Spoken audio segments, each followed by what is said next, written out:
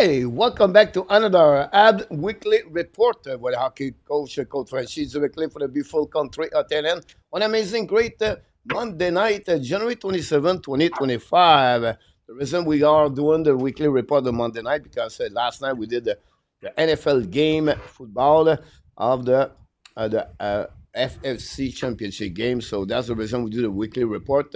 I'm going to be busy tonight, guys. Going to talk about the Montreal Canadiens, couple of news around the NHL, the prospect of Montreal Canadiens, couple of news around the team also. So be ready, guys. Go to rock and roll the show for the next 90 minutes and talking about your Bleu Blanc Rouge, the review of the week for the Montreal Canadiens and the upcoming week for the Montreal. Montreal play 3 games next week, and I'm going to review and preview the game for the Montreal Canadiens. So we want to thank everybody to be part of the show tonight. Don't forget, please, to click on the like and subscribe. We'll be back tomorrow night for the Montreal Canadiens game when they host the Winnipeg Jet at the Bell Center at 7 o'clock p.m. And then Wednesday night with our friend Marco Larabi, we're going to do the notebook of the Montreal Canadiens. Of course, the show, the Wednesday is about a little bit more about the recap game on Tuesday or the Monday, and then we're going to talk about the Montreal Canadiens, a couple of news around the team. So that's going to happening Wednesday. Thursday, we will be back with the Montreal Canadiens play-by-play. They host the Minnesota Wild. And Friday, we do a Q&A session Friday night, so join me live talking about the Montreal. No game Saturday. I don't know. I don't know what to do. No football, no hockey. It would be a boring night, Saturday night. At least if we want to be something boring, we can watch the Toronto Maple Leaf. Oh, this channel is not here. Hopefully, it's not here. I'll do something happening that. But that's happening Saturday. And then Sunday, we'll be back at 4 o'clock p.m. Montreal play again and Ducks. So this will give you a little bit a week. A weekly report without him will be impossible because he's the co-host in the last couple of years. Of course, he's with us tonight, Zurcliffe from Toronto. And we have also another one in Zurcliffe from Nova Scotia. Both of them are back in the house for the weekly report. I'm talking about Mr. Enortap and Devin are in the house tonight.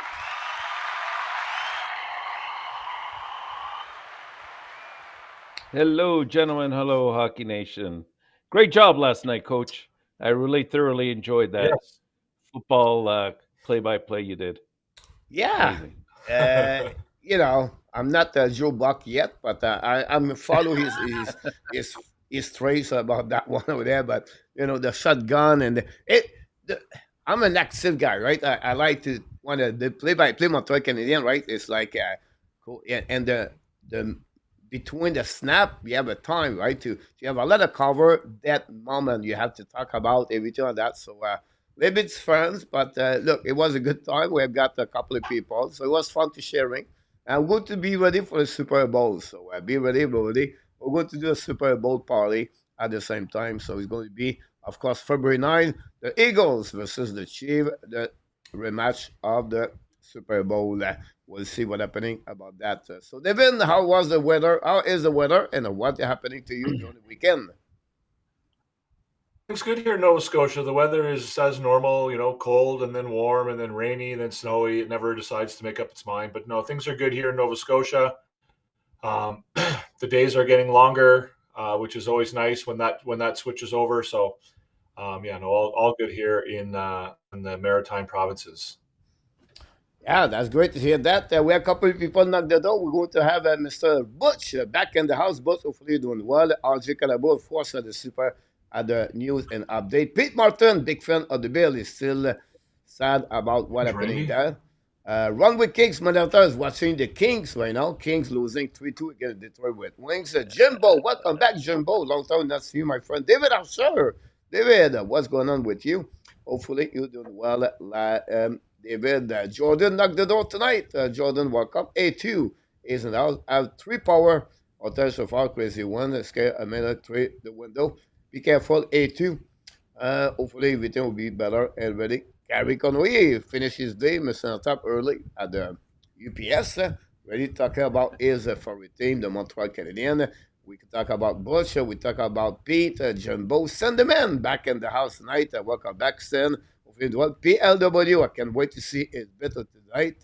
Hopefully, PL have a good start of the week. Glad to see you, my friend, around And you talk about Kako to score for five times. Well, you go with Kako tonight. Kako is looking good with this new team. Claude Richard, de la capitale du Canada, est de retour avec nous ce soir. Claude, hopefully you're doing well. Glad to see you around, my friend Claude. And then do we have anybody? Dark Energy back in the house. The Dark Energy, like a movie in the dark.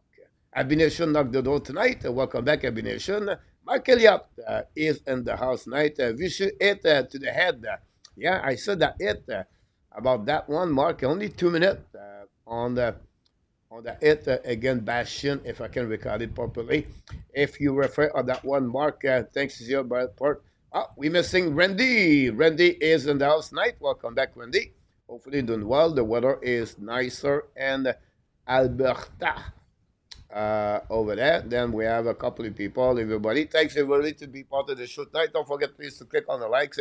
And we have a rock and roll of the show tonight. But the subject of the night I want to talk about is to remind everybody we still have a great time with the Montreal Canadiens, but the Habs still a rebuilding team.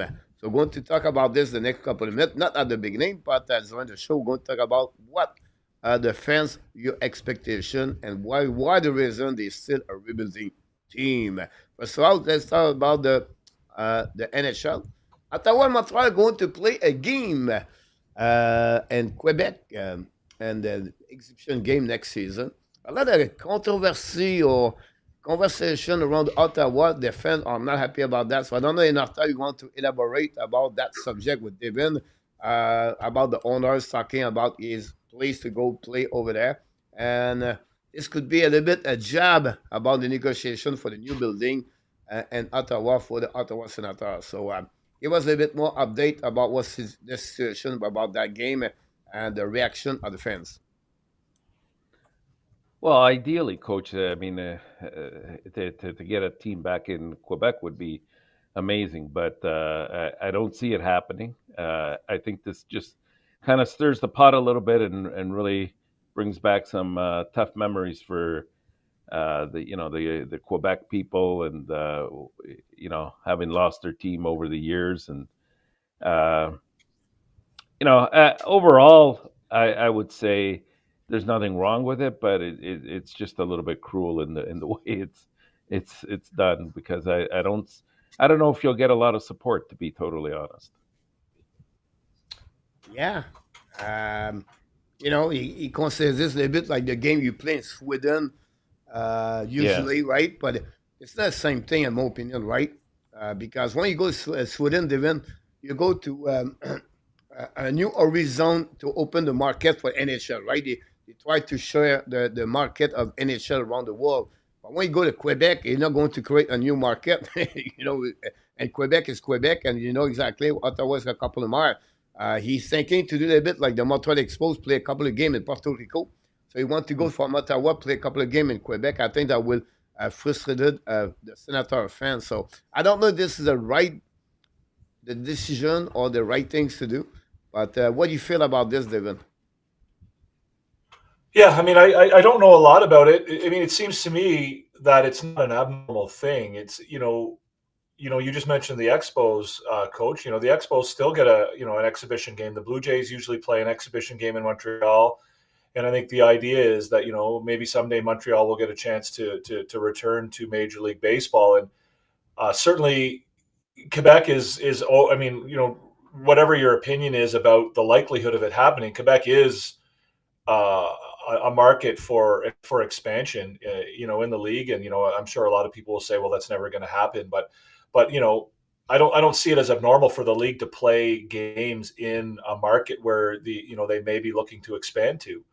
And to again, you talk about promoting hockey to the fan bases and new horizons and new places like Germany and Sweden and whatever. But there's probably some value in keeping NHL hockey fresh for the people in Quebec City as well, like in keeping that market engaged. Whether they're going to be a new team there. So again, I'm not I haven't read up on exactly what it is that Michael Andlauer is upset about. I guess I can understand that from a profits perspective, losing a couple of preseason games might lose them some money that they might earn some ticket. but I'm sure that he compensates them for that in some way. Yeah, I'm not sure what the controversy would be about it. I mean, to me, it seems relatively normal to have an exhibition game in whether it's Hockeyville or whatever. It's so again, I mean, maybe I'm missing You, something on this, but it doesn't seem to be that controversial to me. Great for me, point. it's more the optics, Devin. Usually when you do something like this, you go explore a market where maybe hockey hasn't been before to try to grow the sport there. This, going back to Quebec, I just, I don't know. I could be totally off guard here, uh, and maybe not understand the market very well. But I just think it would really raise the temperature of a lot of people that lost the team originally there. I don't know. It's just my feeling about it. It's tough to go back to where you were before, and it just opens up the old wounds. Yeah, unless I mean, again, unless you see it as a sign that maybe the league is exploring that market, and it's an opportunity for for you to sell the place out and show the league exactly what a hockey game in Quebec City can look like. I know we've had exhibition games here in Halifax before. Um, Now that Halifax is not a former NHL city, but the opportunity to show the world that we can pack our stadium and host an NHL hockey game is something that when the NHL does come here, they do try and do that. Not that I think that Halifax would ever be able to have an NHL team, but I don't know. I get what you're saying, that it being a former market, and also the optics of Ottawa going there. It's kind of maybe a little bit strange, but yeah, I mean, to me, it's a market. It's a market that the NHL may look to tap somewhere in the future, and so keeping it engaged might be what they're thinking anyway. I'm missing Peter Stachny and Anton Stachny. We just see the fight Miller and Shane. Miller got punched in the face very well. Almost a KO for JD Miller. Anyhow, we'll see what happens about the Quebec Nordic. One thing about this, it's not under the screen, but the new signature of Logan Thompson today, a 6-year deal at 5.85 for Thompson. We know Thompson and Lindgren are UFA now, not anymore, but for Thompson. But what it will look like, the contract of Lindgren, you think? And do you think they will sign him exactly like Thompson? So, really interesting move by the Washington Capitals. So, what do you feel about that new contract of Logan Thompson, Devin, for the Capitals? Thanks, RG, to sharing the news and the chat, by the way. Yeah, I mean, Logan Thompson has played very well for a couple of years now. The problem with goalies is that they can sometimes fall off a cliff. So when you sign a goalie to a 6-year contract, especially one who while Logan Thompson has had a few good years now, he doesn't really have that pedigree of being he's not Shesterkin, he's not Swayman, he's not Ottinger, he's not a big name goalie.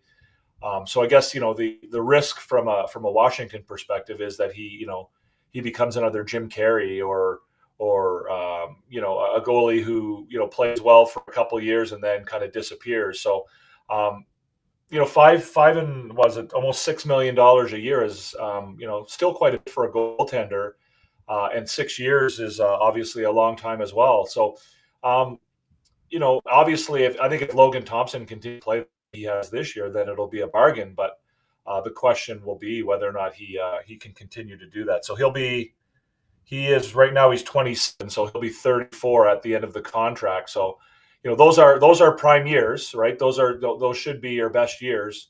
But again, we've seen goalies. Goalies are a finicky bunch, right? They can do strange things. So I think it's always a risk, I guess, when you commit to a goalie for a certain amount of time. But um, I'm not sure if I would have committed to Logan Thompson for that long. But we'll see how it goes out. See. Yeah, Renata, want to add? you know what?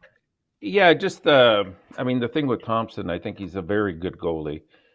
He showed it when he was in Vegas as well, and he's gone over and he's been sensational this year. Um, yes, 6 years could be a lot. I think the real thing to look out for here is health, right? He hasn't always been healthy every year, and if he's chronically getting injured and not up to the task, kind of like what we see with Demko with Vancouver, right? If he's not there, then it doesn't become such an attractive contract. Otherwise, if they believe, and I do believe he's a solid goalie that will last over time. It's not a bad contract at 5.8. The problem is now, what do you sign the backup goalie? That's the problem. You can't bring him in at the same price tag or even close to that. It would have to be under 3 million. But a good question I'll ask you, Enortap, how do you see Lindgren inside all the goalie in the NHL? Like, you talk about backup number two, right? The backup number two in NHL, silly like Jake Allen, or it's honestly 3 million, $3.5 million. So Lindgren, is it a R, a one? Is it you know a minus, or is it a backup plus? What do you see Lindgren inside the NHL for all the goaltender? Well, based on this contract and the way they structured it, coach, I got to believe that Washington sees him as their solid backup goaltender. The question remains: will Lindgren stay on board for the kind of money that it will take to keep him there? Right. So that's going to sort of. I think they lose him to free agency. To be honest with you, and they'll go with a cheaper option as their backup. But I think Lindgren wants one more good contract under his belt, and you know what? The goalies are at a high commodity right now, and teams will pay to get a goalie. Problem Yeah. is not to get locked in, as Devin was saying, not to get locked in for long periods of time, because with goalies it's a bit risky. Uh, 1 year they could be good, another year they could be off on their game, and if you don't have a solid backup, that could spell trouble for the team. So they consider Thompson number one and Lindgren number two. If I see Yeah, that. yeah, I think a yeah. $4 million opportunity could be a good deal for Lindgren, for both parties. So Bit much. Yeah. that would be interesting to see what happening about that. Next thing I want to talk about, guys, about the big trade happening Friday. During the time we do a show, I was by myself Friday night. We exchange people in that chat, everything like that. But the weekend, we go through the weekend.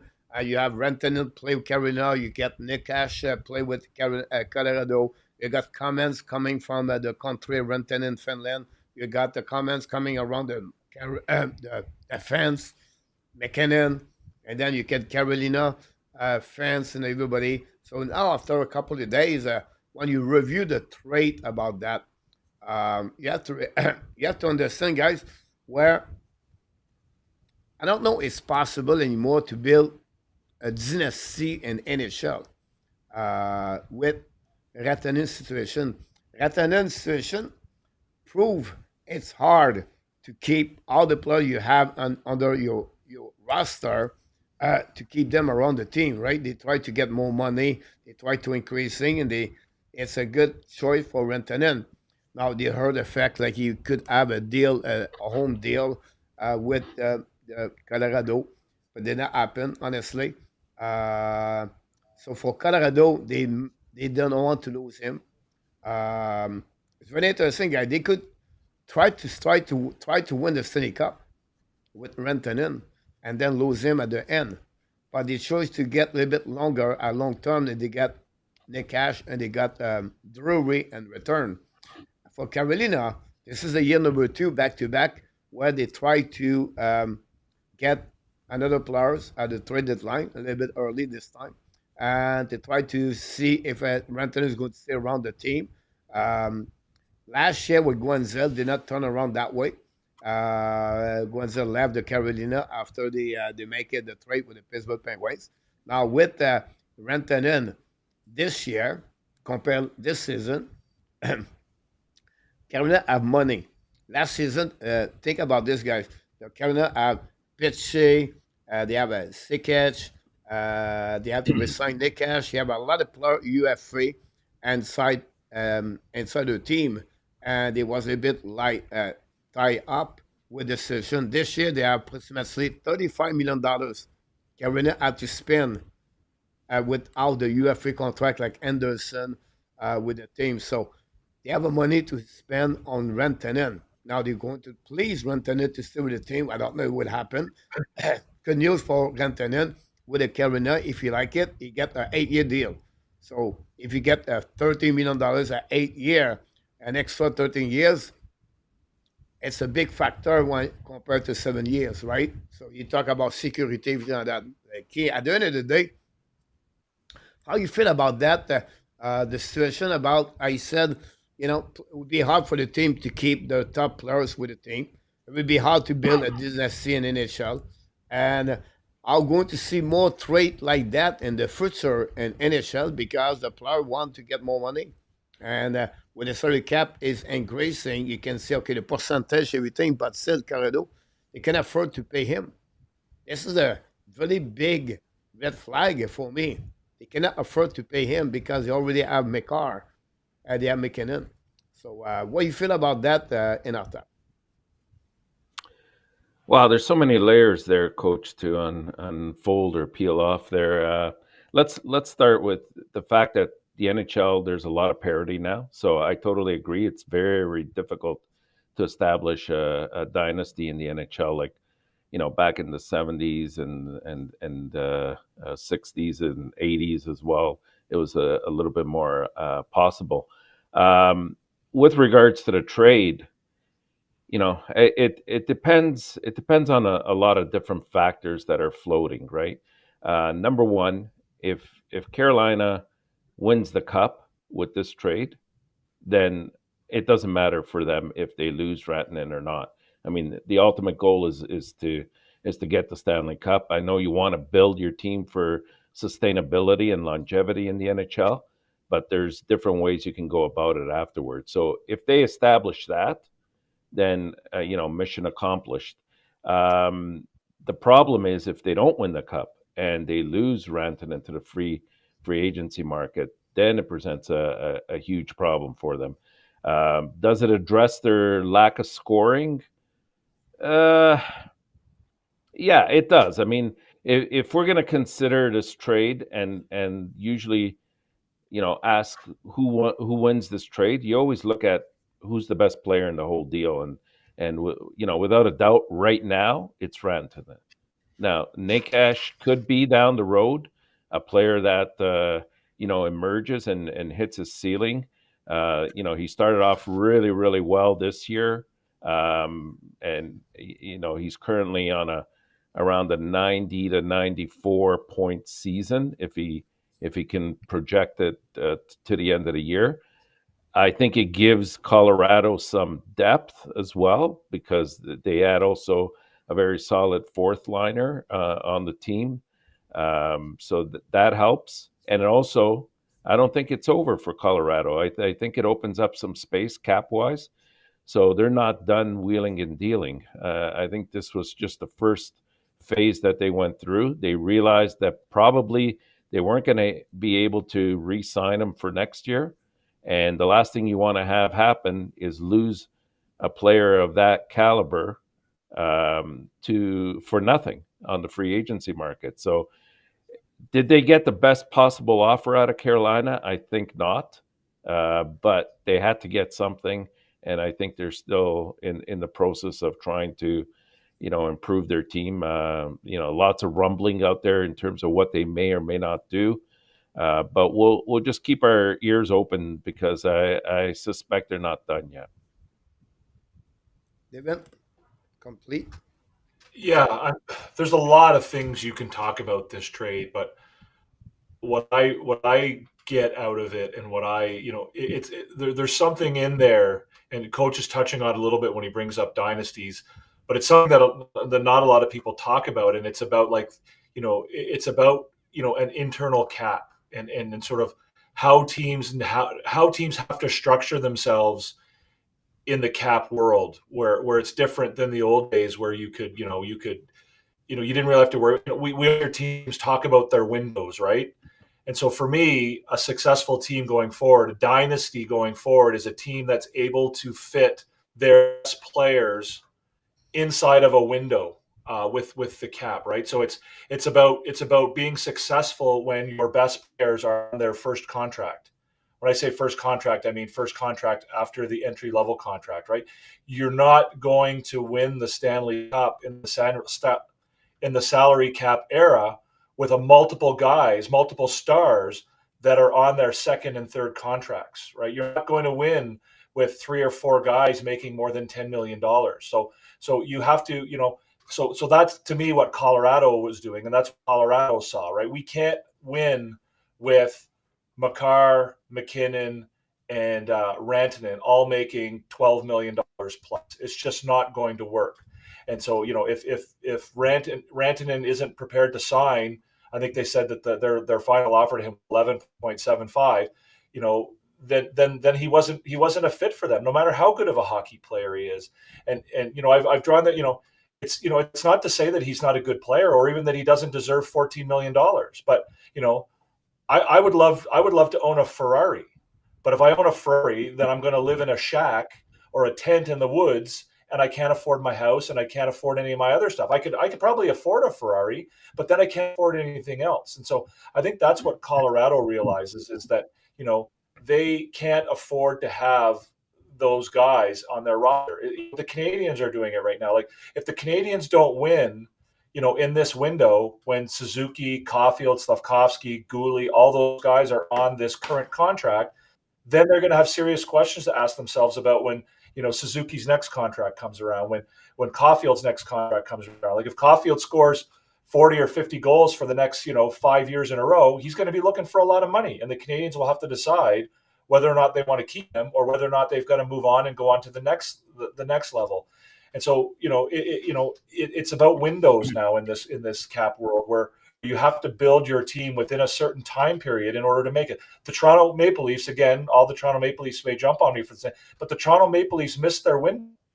They needed to win when Marner and Matthews and Nylander were on their last contract, right? When they had the money to surround them with the players they needed in order to win the cup. Now it's too late. The Oilers, right? The Oilers are moving out of that window now because they're paying Draisaitl $14 million. And guess what? You think Connor McDavid? What do you think Connor McDavid's going to be looking for next year? And those, when you are top heavy on your roster, it's really, really hard to do. So for me, what this shows me is that the Colorado Avalanche believe that I believe that you can't win with a top heavy roster like that. And I know, Coach, you talked about the return that Colorado got, and you kind of said that maybe they could have got some prospects, or instead of. But I mean, the thing for Colorado is their window is open right now, right? Their window is Nathan McKinnon and Cale Makar, and so for them to sort of bring in prospects, they needed to bring in a guy who could play in their lineup right now, a guy who could try to replace Rantanen, maybe not quite at the same level. But again, I think it's really important when you're looking at teams and you're looking at what they're trying to do, is to think about these windows and the time frame within which they have a legitimate chance of winning, and the decisions that they have to make when those windows start to close, right? We see Tampa Bay doing it, right? They closed the window on, they didn't want to, they didn't sign Stamkos because he didn't fit within their plan anymore. So that's really what I get out of this trade, is sort of the internal dialogue that has to go on with a hockey team now about, not just about the roster and the players we have, but how much money we're paying them, and whether or not we can win under the salary cap.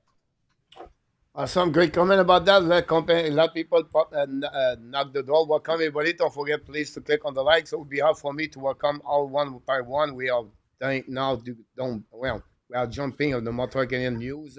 So welcome, everyone. Larry Lavallee just popped up, by the way. Thanks so much. As you can contribute a lot of news around about the NHL. Thanks so much. The big news of Montreal Canadiens, honestly, is David Rebacker. Joined the Montreal Canadiens on the ice today with a purple jersey or a dark jersey with no contacts. Great to see him. He beat 6 weeks, I believe. The He time of did. recovery, something like that. So to see the young man around the Montreal again, this is a great news. They keep him around the team. I don't know he's going to play game at some point before the end of the season. I don't know if he's going to join the Laval Rocket or maybe play with the Montreal Canadiens.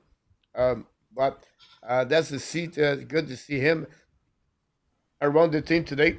And David, what do you feel about that? The big news about David Rebacker or I think it's Rebacks. great news, and I think I'm excited. I mean, I know I'm excited about it. Um, it's interesting because for years we as Montreal Canadiens fans suffered through every time there was an injury it was bad news, right? There was never any positive that came out of it. If someone hurt, they were always out longer than they were supposed to be, and record breaking seasons with man games lost, and now we're getting a little bit of luck when it comes to the injury front, whether it's Laine back or Laine not being as badly hurt as we thought he might be when we first saw that hit, and then him coming back, a little bit earlier than even expected, and now Reinbacher and whatever. So like, not knock on wood, that kind of luck is going to continue to come, and so for me, I don't expect that we'll Reinbacher in a Canadians uniform this year, but I think it would be really really nice if he could come in and play maybe the last 5 or 6 games in Laval. And, it looks like they're going to be, a competitive team in the playoffs this year. And going to playoff would be a good experience for him, good experience for the entire team, honestly. So I'm excited to see that he's recovering this quickly. I still he's probably a few weeks away from any type of I don't expect he probably at least a couple weeks or 3 weeks before he even wears a contact jersey in practice. So I don't think we're quite we're not quite there to be talking about his return yet, but it's certainly encouraging to see him on the ice, and the camaraderie with the team, and him it's fun to see how well those guys all get along and how happy they are for each other, and how they they're pushing for each other's success, and so it's fun to watch. David, Enortap. Yeah, it was great to see him finally on the ice again and skating today. He wasn't. He was at his best in terms of skating. I don't know if you saw some of his edge work that he was doing, and then the speed that he was going. It didn't look like anything was giving him any troubles. I mean, the next day is always a good test to see if there's any type of swelling or pain that comes from a hard practice. But I like the part more than anything else. When they did the a shootout drill and he scored, and as soon as he came back, the entire team just mauled him. And for me, that's the most important thing. Like, he sees that he's being accepted, he's part of that culture moving forward, and that's going to speed up a lot of his recovery process. So good on him to get back as quickly as he did. I think he will help Laval when he joins them officially. And yeah, you never know. You might see him for a game or two up here as well. Great bomb about that. Luc Fortin knocked the door. Welcome back, Luc. Nicolas de Gobi Bono also in the house. Thanks, everybody. Don't forget, please, to click on the likes. We're going to talk about maybe a little bit later, but I think we should talk at some point. It's not tonight or Wednesday, guys, about Jack Ramsey, the staff medical, since he got hired with the Montreal Canadiens from the New York Rangers. He have a great, relationship with Jeff Gordon. But look what happened with the Montreal Canadiens the last 2 seasons. The way the recovery injury is quicker, faster, better. You have a pill. Josh Anderson came back for the game after he was completely a knee out. I don't know what he did, but anyway. Less Montreal Canadiens injury missing game this season. So we're going to talk about Jack Ramsey the next couple of days, maybe tonight, later, or on the slate Wednesday night. Recap game of the New Jersey Devils against Montreal Canadiens. Sunday night, the final score 4-3 for the Devils on overtime. During that time, before the game tonight, guys, Montreal was 6th in the Atlantic Division, 10 in the Eastern Conference, and 18 in the NHL. They are 2 points behind the Tampa Bay Lightning, if I can recall it, on the wild card spot. Detroit just scored a goal 4-1, 3-1 Detroit Flyers against the Devils, and then 4-1 the Vancouver Canucks against the Blues. As well, again, we have three goals: Suzuki, Caulfield, and Carrier. We had the first line of 7 points plus 7 and 8 shot on the net. Tobesh first last in NHL, another 40 shot against uh, during the game. Finally, Coley, 25-11, 1.3 block shot. Carrier, 1 goal, 6 block shot, play over 22 minutes. So, give you a bit more the headlines of what happened with the stat. 2 minor penalty, one for each team, so the specialty was not affected about this. Jake Allen get beat his ex-team, the Montreal Canadiens. So, start from this, Devin, tell us a bit a recap game about what you saw again the New Jersey Devils. Same thing for the people in the chat. What you feel about the Montreal Canadiens when they last by the score 4-3. So here we go, Devin. You Yeah, I mean, for me, what I took from the game was that they've lost their defensive structure a little bit right now. They're not playing the same defensive game that they were, sort of from Christmas time until the middle of January. I thought offensively they looked great. They once they got the puck and once they got it in the other end, they were very good getting scoring opportunities. They were getting prolonged pressure. They were, getting good chances and shots on net and everything like that. The problem was they just weren't getting nearly enough of those opportunities because they couldn't create from the defense. They couldn't create with their defense. They're not killing plays. Their reads appear to be off a little bit. They're not doing the things in the defensive zone and in the neutral zone that they were for sort of the 10 or 12 games before the last 4 games. Like their defensive zone structure seems to be lost a little bit right now. And I don't know what the explanation of that is. We know that they struggled to pick it up early years with the new defensive system. And maybe it's a bit of a setback that way, or maybe it's, fatigue. Maybe, I know, the new defensive systems require you to, be, always on your toes and always moving your feet and whatever. And if you don't have that, then you're going to struggle a little bit. But I thought their defensive game struggled. Super chat. do it after that. Don't stop then, David. Yeah. Yeah, no, I'm almost done. So yeah, I thought, their defensive zone work, struggled a little bit. And, as a result, they didn't, I thought if their defensive zone if their defensive zone game was as good as it had been previously, and they were playing as well as they were offensively, that would have been a pretty ugly game for the New Jersey Devils because they got a ton of chances to score despite the fact that they didn't have a ton of possession. So I look for them to turn that around, and I think that's probably what they're working on right now is getting their defensive zone game back and their neutral zone game back. And when they do, I think their offensive game is firing on all cylinders still right now. And I thought what you Quick, David did not talk about, or what pay you attention more about that game for the Montreal Canadiens.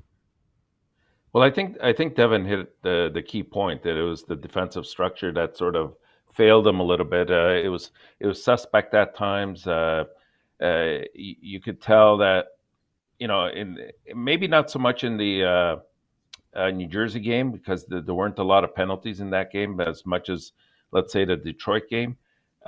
Getting power play or penalty kill opportunities, really tires the defense out because you're not playing them in the same flow that you do in a regular five manner, right? And to that point, I would add they haven't really had opportunity in the last, I'd say, 3 to 4 weeks to bring in some practices to help out and go over some of the structure, maybe correct either via video or right on the ice some of the problems that they may have noticed along in some of these games.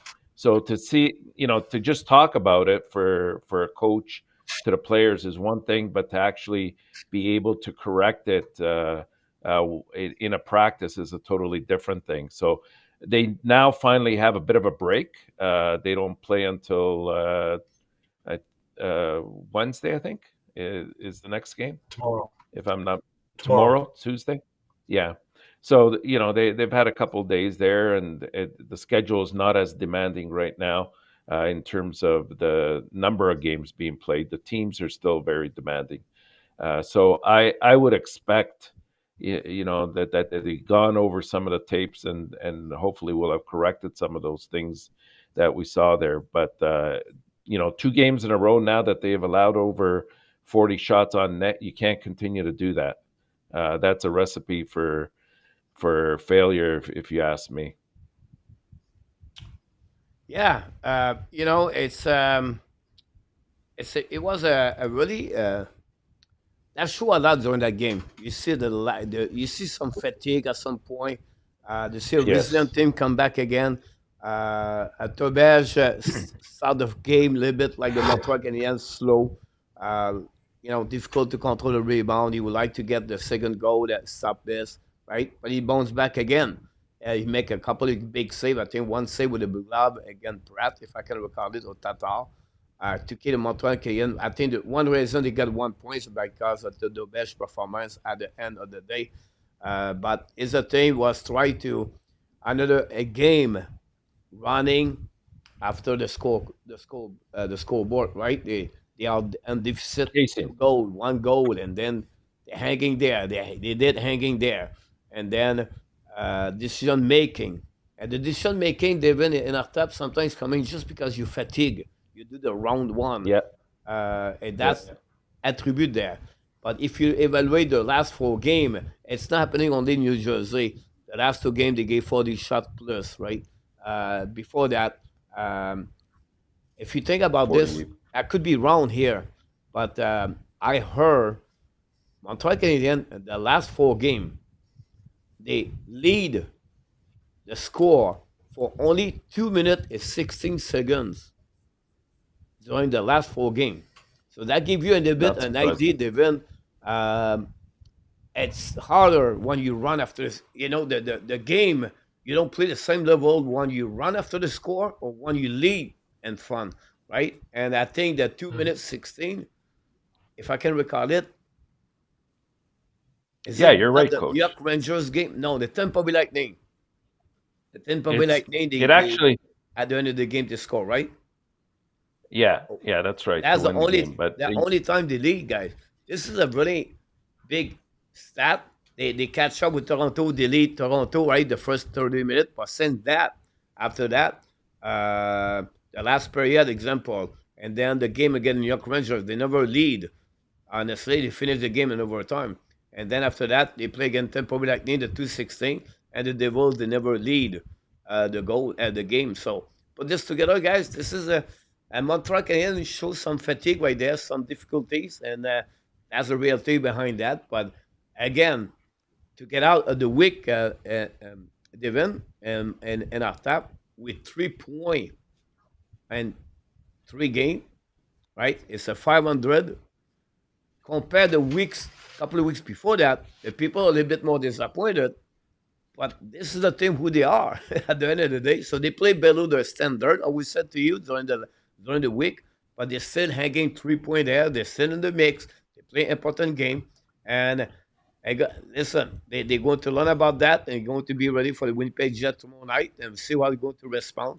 But if you talk about the suit out players, the obscure player, and the player at the office on this game only, not for the week, guys, only for the game against New Jersey Bulls, fans and the people in the chat, and you, Mr. Nartab, we're going to start with you. How do you feel it was the players on those 3 categories? uh, the stood out, I would probably. I'd look at. I mean, can I cheat here and say the entire first line, because I thought they were one of the more dynamic group that was out there. I thought Suzuki led the charge. I thought Slavkovsky was was yes, Devin. I'm taking your line. I know. I I hear you. I apologize. know what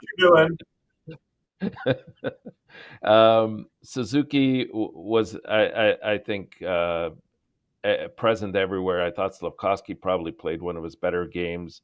I mean, between the three of them, they had, I think, 7 points. They were a +9 collectively. And every time they were on the ice, they created an offensive scoring opportunity, and that's exactly what you want to see out of your top line. If you want me to be more specific, so that I can leave you something, Devin, I would give it probably to Slavkovsky, just because I thought it was probably his best game of the year so far in my eyes. Um, it, in terms of obscure,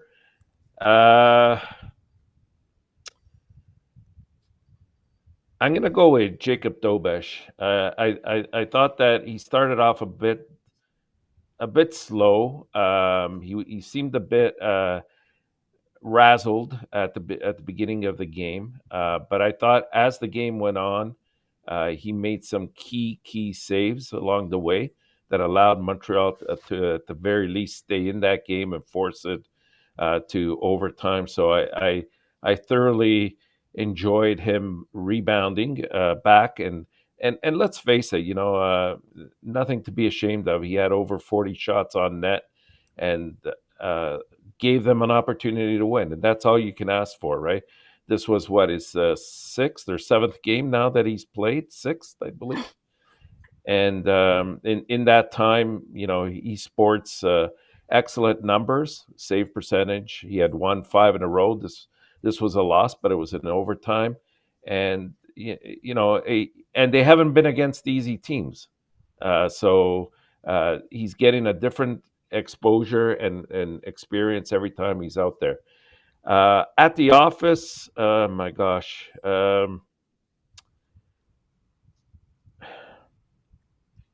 I don't want to go with the easy one because some people, I know a lot of people will say Matheson, but to be totally honest with you, I didn't think he played a horrible game.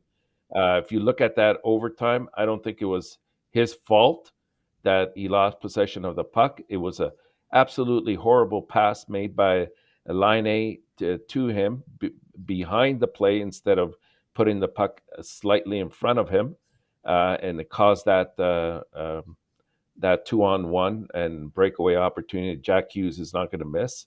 I'm not going to put Matheson there, but it would have to come from the defense.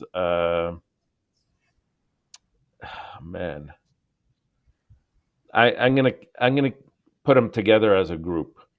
I'm gonna send them all to the office just as a refresher in terms of how they should be playing as a unit again. Someone's that's not me at all. Someone did it. Oh, it's not you. And not at all. It's not What me what about that what's and hap- Enortap. But what's happening now? look, Jordan, he said to you this, Mr. Enortap. A super Yeah. chat.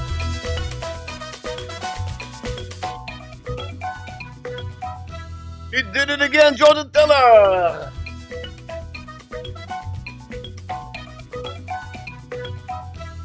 Quelques crap, Mr. Jordan. Hi. Thanks so much, Jordan. I apologize, guys, for Jordan. We did a little bit late talking about the subject. I did never forget after that. So thanks again, Jordan, to contribute at the Hockey National Show. It's not about the amount, it's about the gesture. Empty net for the Devils, losing 3-1, 3 minutes to go remaining. Devin, Not you a still have a couple. couple Not of a choices to couple. get there. Well, are there any players left? I can't pick any of the defensemen, and I can't pick any of the first line. Not to mention the Well, fact that Enortap called me a cheater on Saturday when I said that the first line was all one player for my A team on the Habs After Dark show. But anyways, I will strive to overcome the I odds that have committed, been put in front Devin. of me. But I committed and you went with committed? Slavkovsky. Yeah. Got you. Okay. Well, I am going to say for me, stood out is Caden Gooley. I think he's been playing really, really well lately. I thought he played really, really well. On Saturday night, you know, he's a block shot machine. He sacrifices his body. I know it's way too early to make the Shea Weber comparison, but he's certainly showing characteristics of that, which is maybe a good and a bad thing, I guess, depending on your perspective. But I'm just really, really impressed with the way this kid is playing hockey. He's starting to get into the offense a little bit more. You see him up in the play a little bit, but he's putting his body on the line it seems like every single game you're sort of holding your breath because he's on the bench, writhing in pain because he's blocked a shot with his foot or with his knee or with his, nuts or whatever he has to put in front of the puck. He's willing to do that. And I just think he's been really, really good lately. At the office, I am going to go with Lane Hudson. And I don't think it's necessarily, an indication that he, needs to be punished or whatever. To me, going to the office can also be about, just, bringing everything back down to earth a little bit and saying, listen, Lane, we're getting into the territory now where you're beyond the number of games you've probably played in a season before. You're getting a little bit tired. We need to, think about strategies about, keeping your body fresh and keeping you, you know, healthy and, for the long run and, different things like that. So, at the office more for a reset than anything else. I just feel like his last couple games, he's looked a little bit fatigued and he struggled a little bit, probably going all the way back to the Toronto game. Realistically, although he did have a really good game against New Jersey, and my obscure player, if it's only for the game on Saturday, I'm going to say Michael Pezzetta.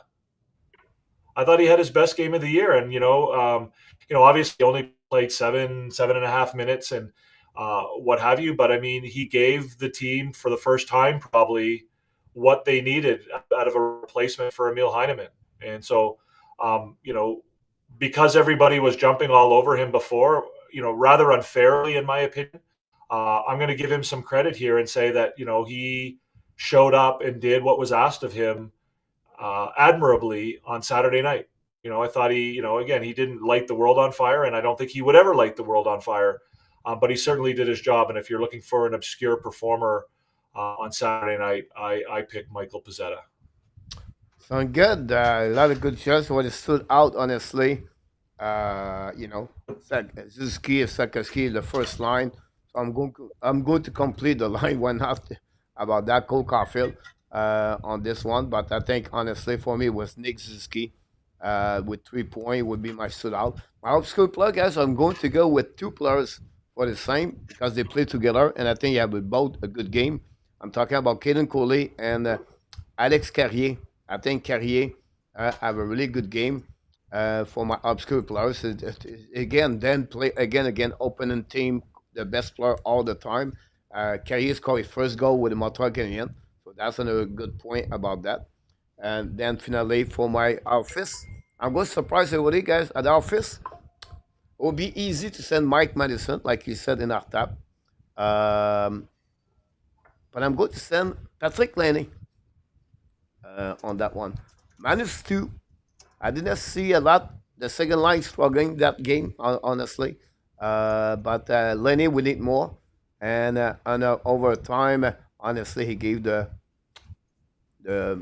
goal, the pass. And the Flyers guys, I was talking that I was watching the Flyers, so I was a little bit, they just scoring empty net. So the Flyers guys, 2 points tonight. Not a good news for the Montreal Canadiens. The Detroit win again tonight. Not a good news for the Montreal Canadiens. It's hard.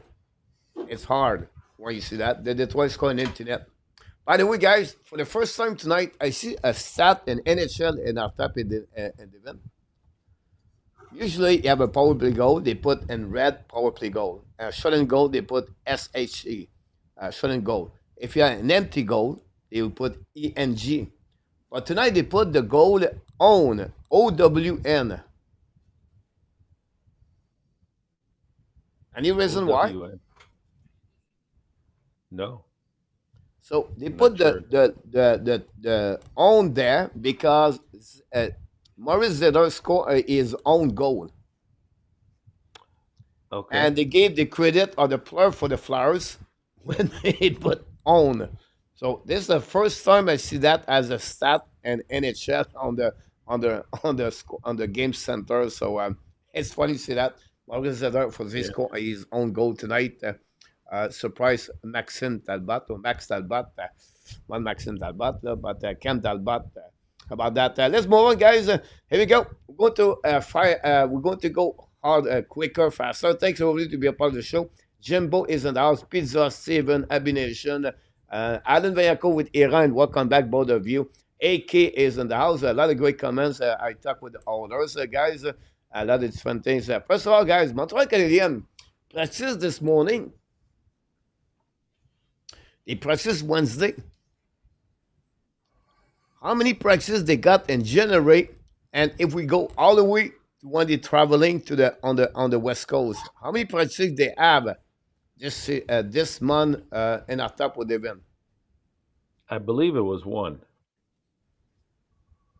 Yeah, I know you put the stat up the other day, Including, Coach. I'm not sure. Monday and Wednesday in our top. Okay, so That would be three. then it would have to be three. Yeah. I Devin, had to do the math. Yeah, I don't know the exact number. I know it's quite small, and I remember you posted it the other day. I think we talked about it on the show last week or the week before that. It's very few. I think it's like, including this week, it's probably 3 or 4. yeah, you're absolutely both of you. You're absolutely right. And the practice they did prior to that, they have Lanning, Anderson, Gallagher, Savard, and Not another good. one. It was missing the practice for because injury treatment day for them. So honestly, they're missing a lot of bodies. So this is the first time today they have a practice Montreal Canadiens.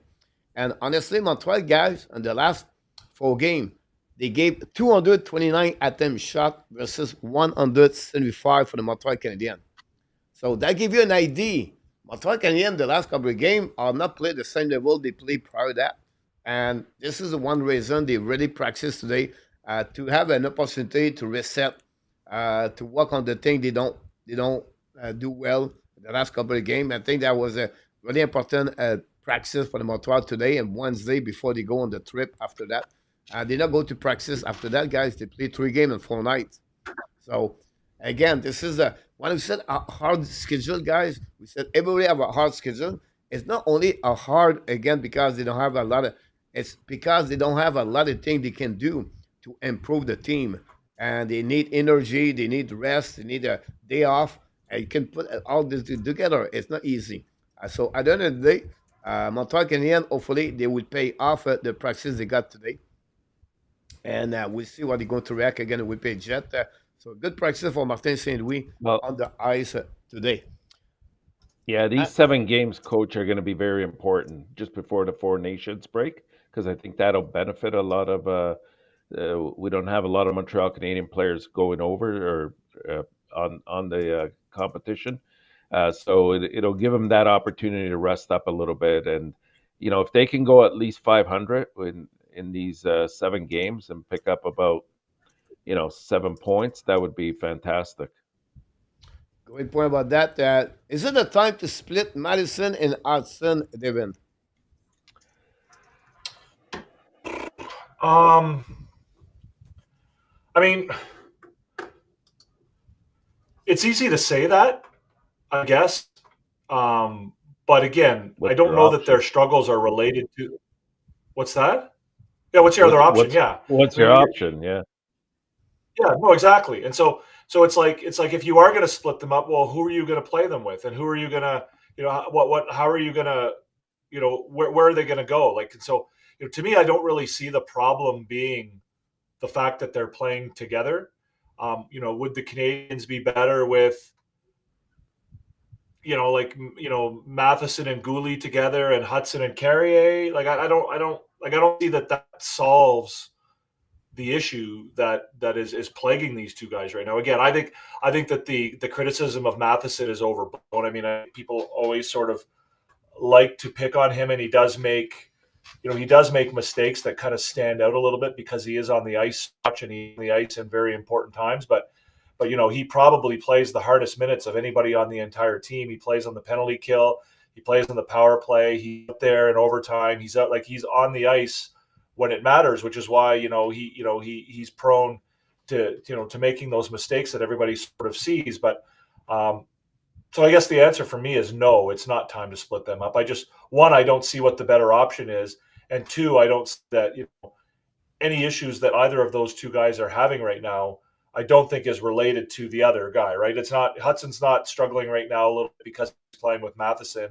If Matheson's struggling in any way, I don't think it has anything to do with Hudson. You know that? Yeah. No, I agree with that. I don't think that they have very many options to go with. If they do switch things up, it may address one part of the issue, but it may create other problems because maybe one defenseman might not be in his proper chair. So that could create either more or less ice time for somebody that was producing, accordingly to where they were playing. So it's tough right now. I didn't think. I mean, I thought it was a bit of an odd pairing at the beginning when they Marty St. Louis put them together. But you know what? They kind of surprised me along the way. They weren't playing poorly. I thought that they both had components of offense to add to the forwards and help them out, and it generated a lot of points for both these two players as well. So I thought that part was quite good, but I don't know where you go from here with this right now, because this is definitely not what we're going to see down the road in terms of the future of Montreal, in terms of your top line pairing. I think it'll be a much more balanced equation once a couple of kids from the pipeline, or maybe even if they do decide to hit the trade, could address like Carrier did when he came over. So we'll see. Yeah, a great point about that. I still believe it's not a time to split them at the end of the day. Um, you have two other pairing, they're looking good right now, so you don't try. And I think at the end of the day, both of them, Hudson Madison, they carry the puck, they move the puck quicker, faster. They just have a bad game during the weekend, so I'm not worried about that at this moment. Honestly, if they have a right defenseman in the lineup, that would be change everything, right? But because they don't have, um, they have to go with that one. Talking about the Madison and Hudson, my son and Enortap. Next question: Are they? I apologize. I'm going to change that. Too severe on Mike Donuts. Madison and Enortap. Do you think Are the they fans? being? Yeah, absolutely. And I'm glad that today, when they spoke with Suzuki, he kind of addressed that himself and said that Matheson really, the amount that he gives to the team. Of course, he's going to make mistakes. He's on the ice more than anybody else on the team. Those sometimes you take a risk. It's ill advised. That happens, but because you're a defenseman and you're playing on the power play, sometimes you're playing on the penalty kill, 5-on-5. It gets magnified, that mistake. But I don't have negative things to say about Matheson, because I think what he's given us over the last 2 years has been nothing short of fantastic. And who in their right mind suspected that he would give what he has so far? He loves being here. Yeah, he loves playing with this team, and I think if there's errors that are made, it's because he's trying too hard sometimes, and he should try to maybe not gamble as much. But overall, I think he's been solid for Montreal. Devin, Yeah, I mean, you're bang on, Enortap. I mean, it's Montreal Canadiens fans have a really, really good ability to sort of forget the good things and remember the bad things. And Mike Matheson was a guy who came here, and if you look at the entirety of what he's done for this team, compared to what people thought he would be able to bring when he first came here, he's performed like far and away above any type of expectation that anybody could have had for him, right? He's a guy who goes out and plays 25 minutes a game. He plays in every situation. He plays, the penalty kill, the power play. He's out there all the time. He's giving everything he has to the team, right? And it's too bad that a lot of times it's easy to sort of forget about that because he makes a bad pass on the power play, or he allows a turnover at the blue line, and the other team goes in, on a breakaway, and all of that sort of gets thrown out because he made one bad play in a key moment in a game, and all of a sudden everybody wants to jump all over him. He's been a fantastic guy for the team on and off the ice. So he's a Montrealer. He gives his interviews in French and English. He's the leader on that team. The players all love him, and you made a great point about Nick Suzuki today. Real captain move, right, Enortap? That's what captains do. They stand up for their players, right? And even though Matheson's older than him and has been in the league longer than him and all that, when the media is just as guilty of it too, right? Matheson can play 5 really good games in a row. He makes a bad turnover, and first question I ask is, well, what's going on with Mike Matheson? Like, is it time for him to take a step back, or and good for Suzuki to stand up and say, well, no, Mike Matheson does a lot for this team, and he's a really important player on this team. And I think we as fans could do a lot better to sort of recognize the entire picture of a player's contribution to the team, as opposed to sort of the thing we saw in the last 5 minutes. And for Mike Matheson, that big picture is a pretty impressive one. What he's contributed versus what would have been expected of him has been quite impressive. And I find it hard to criticize Mike Matheson because of all of that. Is he perfectly suited for, we talk about players being in the right chair. In a perfect world, you're a Stanley Cup contender. Is Mike Matheson who's getting the most ice time? Absolutely not. But that's the scenario that he's been that's been put in front of him, and I think he's done it. He's done it very well, and he's done a lot of positive things for this team and for this organization. And frankly, for us as fans, I think we should be a little bit more. I don't know if forgiving is the right word, but we should recognize those contributions a little bit more. Great comments, all of you. A lot of comments in the chat. Everybody talking about most of the people in the chat say the same thing. They have too many minutes on the ice, so he still ice a bit more too much. That's their comments about that. Overall, guys, I think for me, Mike Madison. But first of all, I have to give credit for Nick Suzuki. He stepped up on that one. So congratulations for Nick Suzuki to helping his teammate. The Kraken just scored a goal, guys. 2-1, 1-0 on that one. It will be interesting to see a review call on that one. The Kraken player goes straight on the blueprint, so it will be interesting about that. Maybe we'll get to hear you, Coach, say my favorite word that you say. My favorite Coach Frenchie word is what happens if they reach the goal? What do you say? What's your word? About what? Sorry. If a goal gets called back, what's the word you say? I love it when you say this word. It's my favorite. Talk word. About Desalou the goal. Yeah, that's my favorite Coach Frenchie word. Desalou. Desalou is because Moïse Alou for the exposed. Yes, it's the fourth Alou brother, Desalou. Desalou. There's so many Alou play for all the 32 teams, and after there's so many Alou play in the Major League Baseball about that one. But look, about Mike Madison, guys, it's easy. For one I like, you have a $4.5 million salary cap, so that's a good news about Mike Madison. And Mike Madison with a better team is not going to be on the first pairing defenseman. Mike Madison play on second pairing. Mike Madison with the salary cap he has. Mike Madison with a better team. At the end of the day, it will give you better hockey overall. He get a lot of hot things because sometimes he put him on the bad situation. He play right now, guys, on the right side. He's not playing on the left side. He covered many times Lane Hudson, so sometimes he get there. But like PLW said earlier, I agree with him. Sometimes the decision making, the Mike Madison, is not right, and I think it comes with the fatigue. I don't think, guys, the last play about Patrick Lenny, right? Mike Madison is a great skater, but when you play 25 minutes on the ice, you try to catch up Jack Hughes. You have to have a better, a lot of fuel in your tank, and you have no fuel at the end of the night. Why? Because accumulation minute after minute after minute. So at the end of the day, I think we are really hard on Mike Madison. It is what it is. But when I'm not talking, it'll be better.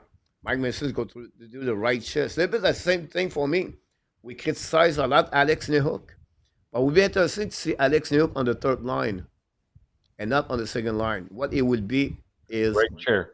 look like at the end of the year. So at the end of the day, I think we have The, to move on with Mike Mason. We'll see what the people um, will um, will said about this. We have a goal. Wow, interesting Seattle. call. We have a goal about that. Let's move on again. the, We have a lot the to talk. interference Go ahead. the interference by Timo Meyer on the game-winning goal against New Jersey didn't help Matheson get back either. I Yeah. think he might have had a chance to catch Jack Hughes if it wasn't for that for Timo Meyer running a pick on him at the blue all the way in from the red line, basically. Yep. Montebo or Tobesh tomorrow night? Enortap. I think he's gonna. I mean, what I think and what will happen are probably two different things. I think he will go with Montebo. I think the message that Marty St. Louis is trying to send to the entire team is we're glad to have Dobesh, obviously, and he's doing fantastic, which is great for the team. But our number one goalie right now is Montebo, and so whenever the opportunity's there, he draws a lot more games than Dobesh will, probably in a ratio of 2-1, I would say. Devin.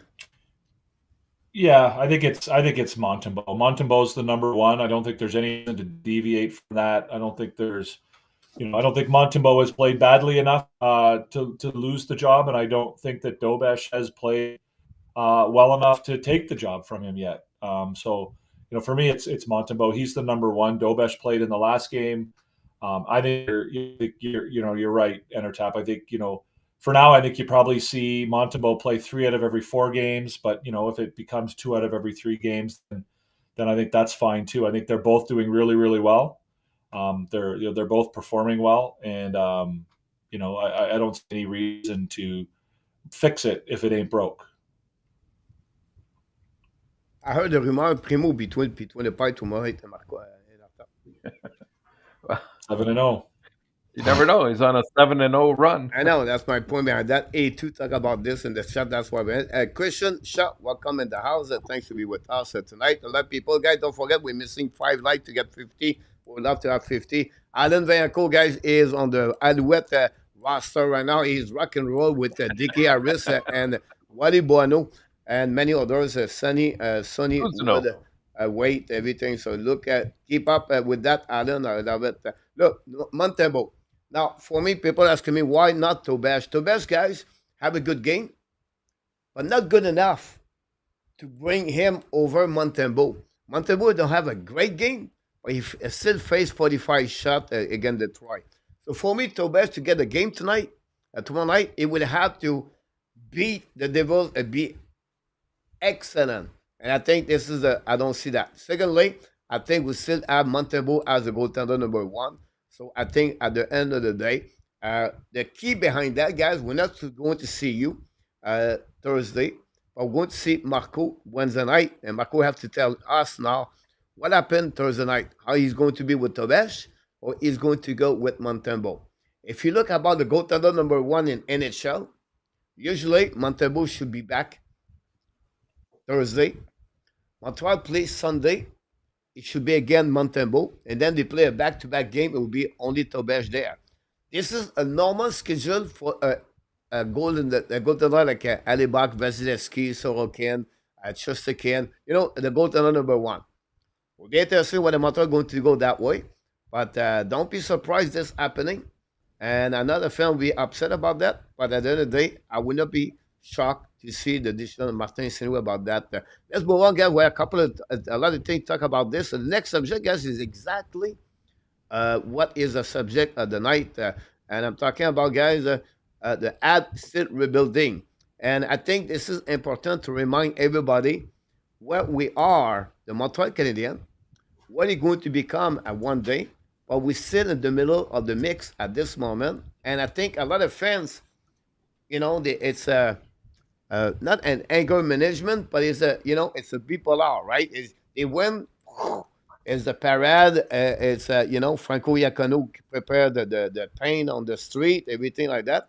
And then you have the Dixon with the big car truck in the parade. And then you have Roger Delaney sit at the top of the building in Montreal. But at the end of the day, we have other players where the other fans where they lose 3 games, and now we want to trade everybody in the team. So I want to you guys explain to you for the people in the chat. If people in the chat also can give us a little bit more what your expectation, but what we at right now, and what do you feel about the Montreal Canadiens overall? So I don't know if one of you, both of you, one of the two want to start with that subject. So pick one of you guys. Let tell us about the representing team Montreal Canadiens. I'll go You want me first to if you start? want, Intertop. Okay. Go ahead. Go ahead. I mean, I can talk about this all night. Entertap will attest to the fact that this is one of my favorite things to talk about, and also one of my pet peeves. And I guess the first thing I would say, what fans need to understand about the rebuild is that making the playoffs this year means nothing. To the organization, making the playoffs, it means absolutely nothing to them this year. If they make it, great. I mean, it's not to say that they won't be happy and excited to be there. But that is not the goal. The goal here this year has nothing to do with wins and losses. The goal this year is to continue to improve on an individual player basis and as a team. And if at the end of this year they can look back and see a significant step forward from the previous year, then that will be considered a success by this team, right? This team is playing future. They're playing for next year, the year after that, and the year after that. Again, that's not to say that they're not trying their best. That's not to say that don't want to make the playoffs. It's not to say that they don't want to be in the mix. It's just that their goals this year are not based in wins and losses. Right? So the idea of going out and signing Sidney Crosby or trading for Sidney Crosby or trading Mikko Rantanen or trading for some big superstar name is just not really in the cards for these guys right now. It's just not what they're looking to do. They're not going to sacrifice any part of their future for a taste of the playoffs. Maybe if they thought it would give them a really good chance of winning the Stanley Cup, yeah, maybe that's when you start looking at bringing in finishing touches to the roster. But this team is not focused. I mean, obviously, again, there's a difference between the players and the management, right? The players obviously want to win every game. They want to win the Stanley Cup, and you wouldn't want the players to think any other way. You want them to win every single game. But from an organizational perspective, the development and the moving forward with the rebuild and moving forward with the plan that Jeff and Kent Hughes have for this team is all about progress. It's all about development. It's all about improving, and it's not about the wins and losses. So as much as we want to sit here and talk about their 4 points out of a playoff spot and whatever, yeah, it's fun and it's great to do. But at the end of the day, the success or failure of this team in 2024-25 won't be based on that. It'll be based on whether or not you can look back and see a substantial improvement over the course of this season, and that's what the plan for this team is right now. And as Enortap likes to say, impatience is the greatest enemy of a rebuild. And you're right. And so if the team sort of struggles too much, then you can get impatient. But if the team also starts to do too well too early, you can get impatient as well, right? At the end of the day, it's we talked about windows earlier, right? The window is Nick Suzuki's contract, basically. So I don't know, there's another 4 or 5 years on that contract, 5-6 years on that contract. That's the window to win within. So they're not gonna, try and rush it. They're not gonna, panic if things go badly. It's all about continuing to move forward. Next year, Demidov comes. The year after that, maybe Reinbacher's here next year. A couple years after that, Fowler comes. So it's all about building towards everything finally coming together at the right time. And it's not about making the playoffs in 2024-25.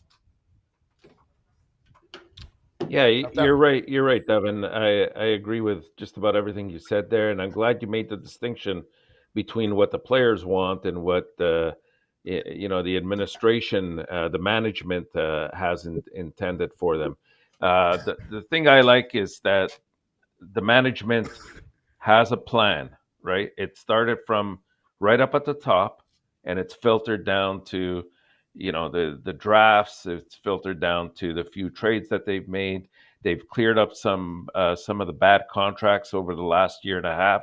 Now they have some decisions this year. What are they going to do when Dvorak or Mia, Savard's contract, Evans comes up, and they're going to make decision that's best for the team, right? One of the things that they have to be careful is not to necessarily fall in love with all their players, because when that happens, you don't make sound decisions for the future of the team.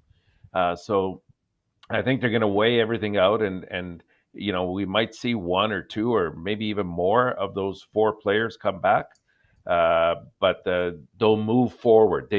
They've undergone um, the buildup of assets. It doesn't mean that they're going to stop, but they don't need to focus like, let's say, Chicago does, where last year they pretty much moved out a lot of their good players. And you got to be careful, because if you're not patient, you end up doing what some teams are doing right now. Like we see Buffalo in this cycle, where they don't have the patience, and then they go out there and try to make a trade to stimulate some movement in the standings for them, and in the end, it rarely works out for teams that are like that. So a lot of things have to come together, and it's a process that as we said earlier, you have to be patient, you have to see it through, and you have to be ready also to accept some setbacks. There will be some setbacks in whatever form that they take. It could be injury, or a draft pick that doesn't work out, or a trade that maybe doesn't go quite the way we thought it might. Whatever it is, right? In the end, you want to outweigh those with the good decisions that you make, and that's what the rebuild is all about. And I think they're on the right track. I'm pleased with that. What you want to see is development now happening, and we're seeing that with individual players and as a team all together.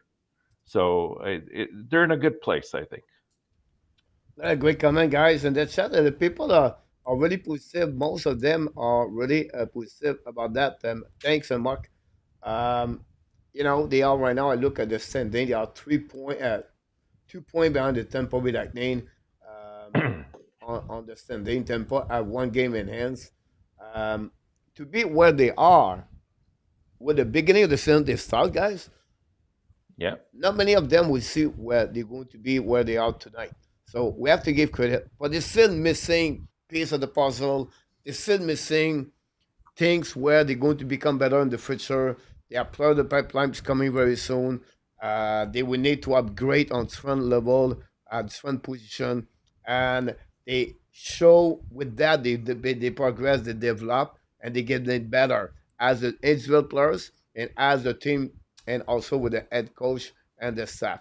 And I think if they can constant what they are doing right now, stay in the race, stay in the mix, I think it will be good at the end at the end of the year to see them the outcome of the years 2024, 2025. But just remember, we're still the team, uh, the second youngest team in NHL. We have a team right now, they start to learning to win the game. There's a team sometime they will show up, and then the next a couple of games did not show up because they don't have enough experience on the ice with Hudson and many of those young, and whatever you say, Caulfield, but still Caulfield is not like a veteran player in NHL. You have players that we have in the roster. I believe they are on the wrong chair.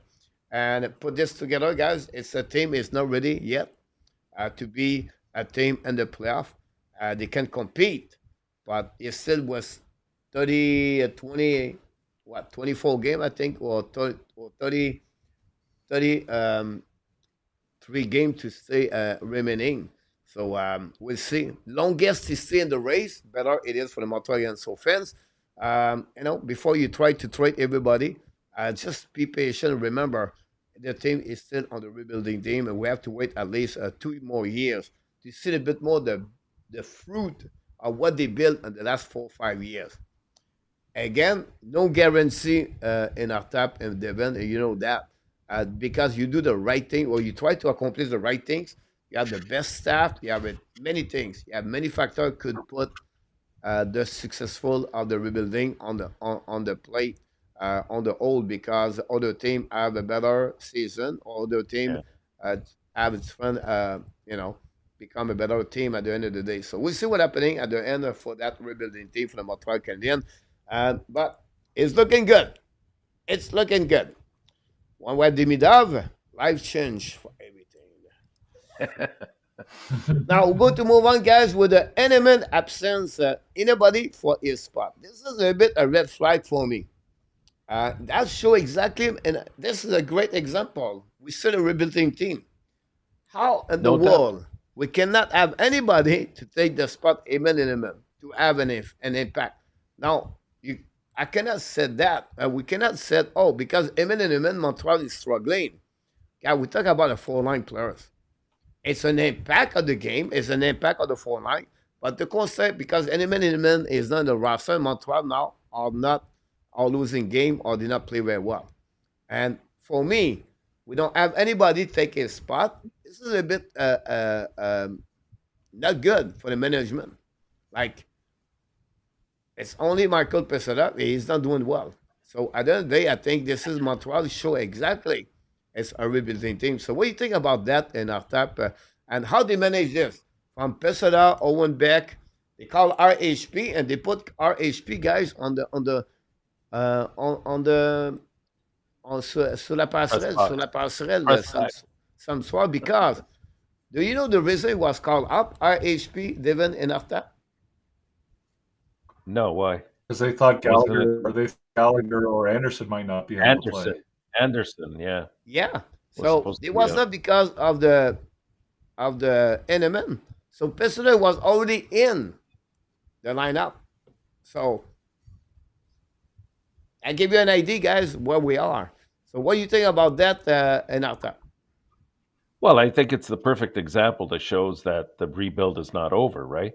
It's about getting depth on your team, and so when you're struggling to say, who could come in and replace Heineman, I mean, there's not much there right now. There's either development that's still going on, or you don't want to throw a player that from the AHL necessarily into the mix because also Laval is doing well, but you have to look at the whole picture here. And I think what Heineman brings is a multitude of things, right? It's his size, it's his ability to shoot, it's his he has a bit of a physical edge to him as well. He likes to go to the net, and he's starting on the fourth line, and that's exactly the kind of energy you need there. But this guy can easily move up the lineup if his development continues in the same fashion that it's been. So it's a hard piece. It's a hard thing to find somebody with those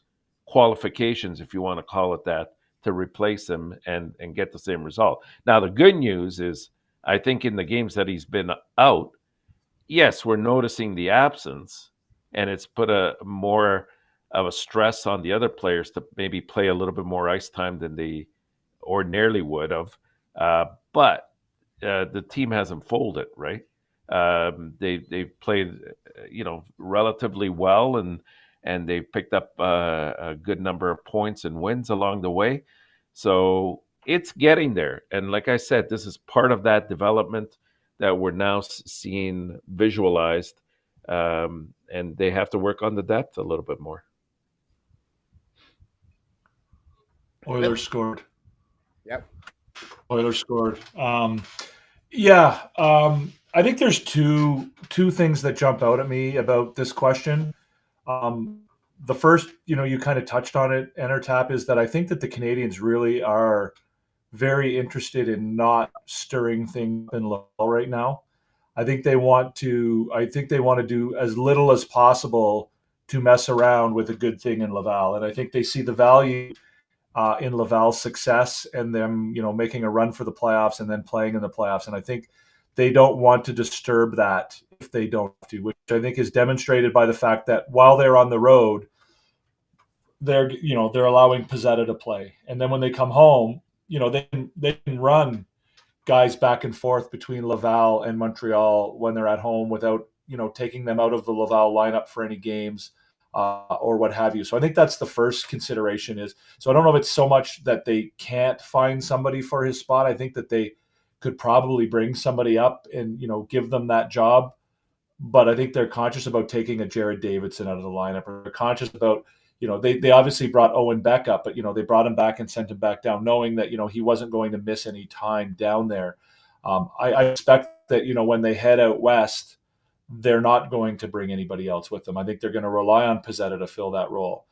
The second point I want to make there is that, there's a difference between, taking over that spot on the fourth line and becoming Emil Heineman, because Emil Heineman was a spectacular fourth liner, right? Like, just because you're not playing up to Emil Heineman's level doesn't mean you're not playing at a fourth line level in the NHL. Now, am I going to suggest that Pizzetta has performed at that level? No, he hasn't. He's, I think he's been below average for even, a fourth liner in the NHL. But again, if you were expecting somebody to sort of step in and become and contribute in the same way that Emil Heineman has, I think those expectations are too high. So, in the last game, I probably saw from Mike Pizzetta what we would want from a fourth liner. If he can give you, I think he had 7 minutes or 7.5 minutes of ice time. If he could give you 8.5 minutes of ice time, not really make any mistakes, then I think you're okay. Obviously that's not Emil Heineman. He's not putting up double-digit goals, but I mean, Emil Heineman was having a spectacular season before he got hurt. So those are the 2 points that I kind of take away from it. One, I think they're hesitant to shake things up too much at Laval, and two, there's a difference between getting a serviceable fourth liner versus somebody who you are looking to make the same contributions that Emil Heineman does. Well done. Well said, everybody, about Heineman's situation. Guys, let's move on. I'm going to do quickly, guys, the 3-star of my week on the Montreal Canadiens. And when I go there, guys, I'm going to show to you, not show to you, but I'm going to talk about the prospect Montreal, where we at right now. Great weeks overall, guys, for the Montreal Canadiens. We have Nick Suzuki, 3 point. Juraj Slavkovsky, 3 point. I gave the third star of the week for Caden Coley, Kirby Dak, or Patrick Lane. Patrick Lane, it would be another plus, or Cole Caulfield. But Coley with 3 points and 3 games, I think was pretty good. +5, fly shot +3. For the South, the Rocket, guys, Logan Mailloux, back. 4 points for Logan Mailloux. So Devin and Arthur, I'm going to talk about the Rocket in the next couple of minutes. Laurent Dauphin, great weeks for Dauphin. 5 points for Laurent Dauphin. 11 shots on the net. Finally, Alex Barry-Boulet at 4 points. 6 shots on the net for the Laval Rocket. Kenan Primo could have another star also. Win the 3 game for the Laval Rocket this week. They are the best player. And finally, the 3-star of the week, guys, on the pipeline. Jacob Fuller, the goalie of the week again, and NSA. Another great performance, 2W, 1 shootout, a goal again average of 1.00. He did not give any goal on the 5 versus 5. It was a power play goal. Save percentage on Nick is 967. Oliver Kapanen, 4 points this week at 4 goals on the net. Vincent Rohrer for the SZCS Lions, 4 points for Rohrer with 6 shots on the net. We have to give credit also other players like Tyler Thorpe, Mr. Enortap. Thorpe have a great weeks of the weekend, 2 goals, 1 assist for the pipeline on Montreal again. We can also give a shout out to Luc Medelstad for his week of 1 goal, 1 assist, or 2 assists for Medelstad. And then Emile Croteau win another game with the team Dartmouth as a goaltender and NCAA. Volonkin have a good week overall. Volonkin have also a save percentage, I believe, 9-10, if I can recall it. 0 victory, 0 win with Volonkin. But they are the best happening with the prospect for the Montreal Canadiens. And before we go to the clash and then get out here, I want to talk about the prospect for Montreal Canadiens, we just mentioned, guys. Kapanen, 21 point, 21 game with the Team Timra. Rover, This is a player, guys, very interesting. Draft 35 overall pick at his first NHL draft by Ken Hughes. Over a 5'10". Is now at 134 pounds. I think it was a little bit at 165 a little below. Rover have a great year. And if you look about the league NL, it's a league better, better player and stronger players. And Rover lead with the number, the point, and that league for all the players below 20 years old in that league. So he's not 20 years old yet. He's going to be 20 years old very soon. But Vincent Rover could join the Laval Rocket at the end of the year. So this is another interesting center. Really shifty, good skate, work hard. This is a name we never heard, Devin, because we talk about Kapanen, Dimitrov, Owen Beck, Davidson, but it's a player we cannot forget in the pipeline from Montreal Canadiens. So we'll see what happening with Vincent Rover. Yes, another young player, a small player, small gabarit, a 5'10", but it's good to have a player like him in the pipeline for sure. We'll see what he's going to develop. But give a little bit an overview. I know, Devin, you followed a bit more in our tab, the pipeline with the Laval Rocket. If you want to add something I did not bring on the table or players you want to hear in the chat, guys, just make an ask. I will try to answer to you. I'm pretty sure I see every one of them because I report all the result every day about the performance. You can follow me on my X account on the Cold Frenchie 10X. And after you want to add something there, the Kraken just scored goal 2-1. Yeah, I think you hit on a lot of key points there. I think I like what I'm starting to see with Kapanen. His skating has improved more so than when he was here with Montreal. From everything that I'm reading, Fowler continues to do what he's been doing all year long, and that's being superb. Thorpe has been consistent all year. I mean, for me, Roar is probably the bigger story in terms of where he was and where he is right now. He's shown quite a bit of improvement. You're right. He doesn't necessarily. I mean, it's good to have him as an asset within the organization. I don't know how much of a chance he'll get to be with Montreal, but you need some of these assets if somewhere down the road you have to package a deal together to get to fill a position that you're in dire need of. So that doesn't mean he won't be with Montreal, but right now I just don't see him being the kind of fit that Montreal needs to complete the entire picture of what it takes to be an effective playoff team. So that's my only reservation with Vincent's Roar. Devin? Yeah, I mean, I don't have a lot to add to that. I was going to talk about Vincent's Roar as well. I mean, Coach, I think when you and I first met for the first time, Vincent's Roar was one of the first players we talked about, and about his resurgence, and a guy who kind of looked like he was out of the mix a little bit after he left the Ottawa 67s, but seems to have found his groove a little bit in Switzerland.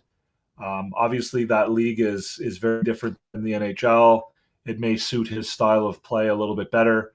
And as Enortap points out, do we have room for another 5'10" shifty centerman on the Montreal Canadiens? Like where is he going to fit in the roster? I would expect that he's a guy who will probably have to play top six if he's ever going to get a chance in Montreal. But again, for him to be in the organization at all is a benefit, right? Whether it's if he plays himself into a spot where the Canadiens can use him as a trade piece, where he has some value that way, that could be helpful. Or if he comes over to Laval and put good minutes in Laval, but he is a very interesting prospect because typically when you fall out of favor the way that he did, you don't really have much opportunity to come back. But he's done a lot to do that. We're seeing Tyler Thorpe here, I think, big winger for the Vancouver Giants, scoring more goals. He's been pretty impressive. If you guys had a chance to see him in training camp, he looked really, really good. Obviously, he's pretty raw, but he's a big, big boy. And, if he can figure out how to put it all together, he could be an interesting piece down the road as far as perhaps being another answer to the fourth line situation for this team. When it becomes a Stanley Cup contender. Absolutely. The torpedo. Yep. Now you can The see the goal torpedo, of Logan yes. Mailloux right there. Logan Mailloux have two game-winning goals on the weekend. This is Ransom Rover here. You're going you're going to see him. This is a great shot out rover in front of the net. Look, this is a guy. I think he have a good upside down on that one. You can see the one-timer shot between the 5-0 on that one, and on this one, this is Kapanen for the Team Timra.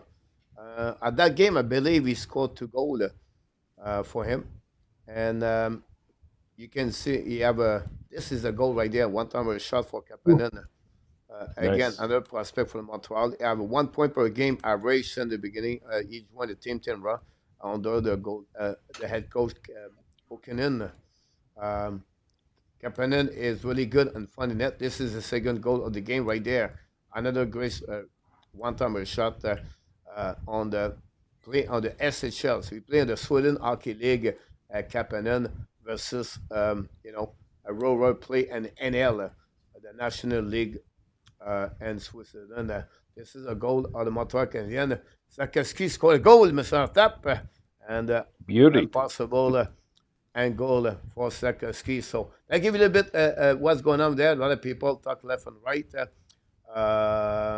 OP Kubel could be an option over the setup.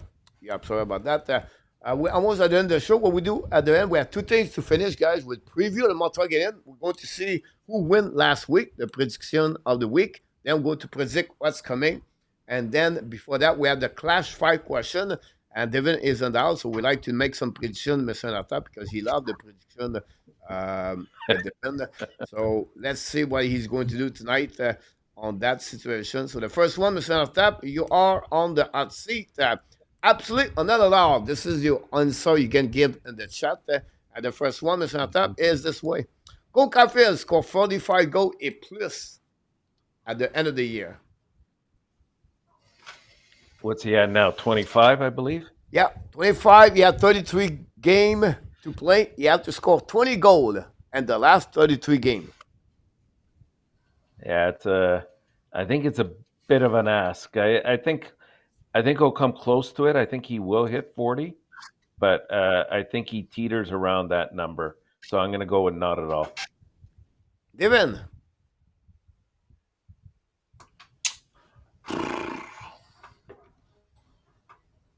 I will also go with not at all. I think it'll be close. It's a big ask, as Enortap says. I mean, part of me likes the trajectory he's on right now, but again, when you're going for a big number like that, if you go 2 or 3 or 4 games without scoring a goal, it kind of, that makes it really, really hard. So, I think he'll be between 40 and 45, but I don't think he'll get more than 45, and that will be very, very impressive. So, Good. I will say not at all. Yeah, a lot of people think he's not allowed on that one for Cole Caulfield. We're still happening. About that, I always said to you guys, he would finish at 43. Nick Ash, Mr. Enortap, more point Rantanen at the end of the year from the trade night day all the way to the end of the season. I'm